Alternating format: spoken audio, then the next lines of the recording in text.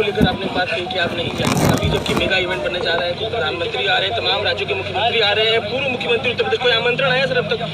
Samajwadi party को जनता ने जो जनादेश दिया है वो संघर्ष का जनादेश दिया है। समाजवादी पार्टी को जनता का संघर्ष का जनादेश मिला है। और जहाँ तक सवाल आयोजन का है, खुशी ज़रूरी है, खुशी मनाएं भी, लेकिन ये कंटिन्यूटी की सरकार है।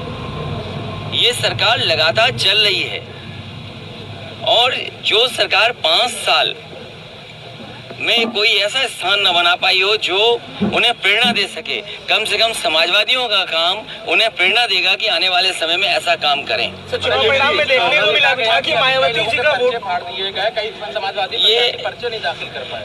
भारतीय जनता पार्टी गुंडागर्दी, भारतीय जनता पार्टी गुंडों का सहारा लेकर के लोकतंत्र को खत्म करने में लगी है। और ये पहला उदाहरण नहीं है। याद कीजिए वो लखीमपुर में जिस समय बहनों के साथ जो व्यवहार हुआ था, उनके कपड़े छीन लिए गए थे, उनकी साड़ी खींच ली गई थी, कपड़े फाड़ दिए गए थे। और इसी तरह जो कल हुआ है एटा में, भारतीय जनता पार्टी लोकतंत्र में अपना बहुमत सिद्ध करने के लिए गुंडई पे उतर आई है।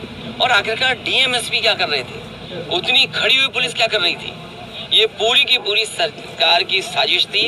डीएमएसपी पूरे मिले हुए थे।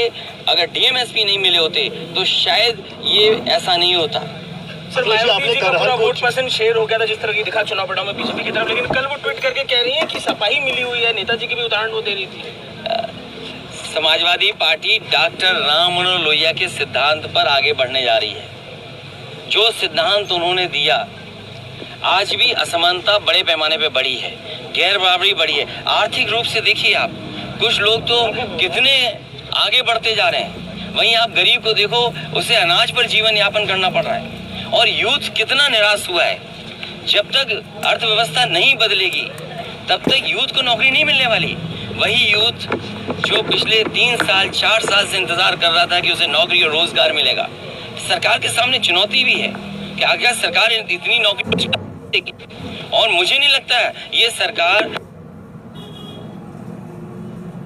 करहल का डिसीजन लिया है आजमगढ़ के ऊपर, क्या कहना चाह रहे हैं? समाजवादी पार्टी को संघर्ष का जनादेश मिला है और सदन में रहने का मौका मिला है। सदन से लेकर के सड़क तक समाजवादी पार्टी अपने कार्यक्रमों सिद्धांतों को लेकर के आगे बढ़ेगी। सर आप जिन लोगों से चुनाव लड़े हैं, अगर आपने सीट छोड़ी है, पारिवारिक संबंध रखे, हमेशा परिवार के लोग वहाँ पर जाके लड़े हैं, तो क्या आजमगढ़ छोड़ रहे हैं आपकी पत्नी? ये आजमगढ़ के लोगों से मेरी बातचीत हुई थी, वहाँ के कार्यकर्ता और नेताओं से बात हुई है। जो आजमगढ़ के नेता कार्यकर्ता तय करेंगे वही फैसला समाजवादी पार्टी लेगी।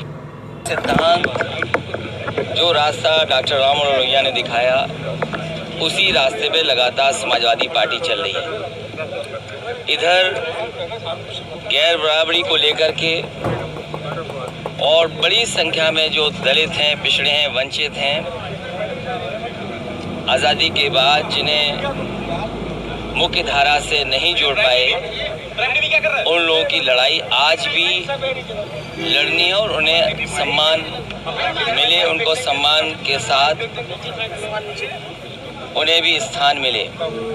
डॉक्टर राम मनोहर लोहिया ने जो गैर बराबरी की लड़ाई लड़ी, चाहे वह आर्थिक रूप से भी गैर बराबरी बढ़ी है, सामाजिक असमानता भी बढ़ी है।